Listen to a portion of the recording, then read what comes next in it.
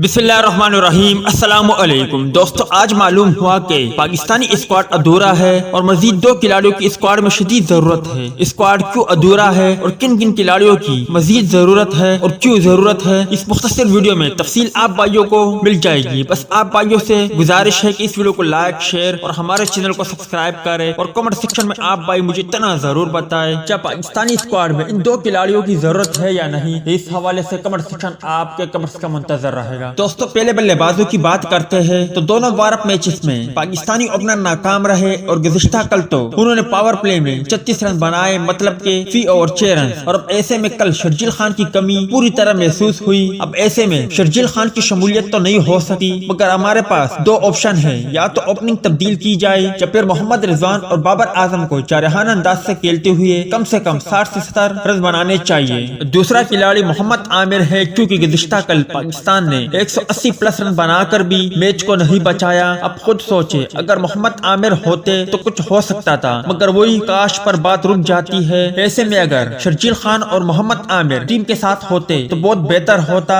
آخر میں آپ بھائی کیا سمجھتے ہو؟ کامنٹ کر کے اپنی رائے کا اظہار ضرور کریں۔ مجھے تو یہ لگ رہا ہے کہ پاکستانی اسکواڈ ادھورا ہے اور مزید شرجیل خان اور محمد عامر کی پاکستانی ٹیم کو ضرورت ہے۔ امید ہے دوستوں کہ آج کے مختصر ویڈیو بھی آپ بھائیوں کو پسند آئی ہوگی۔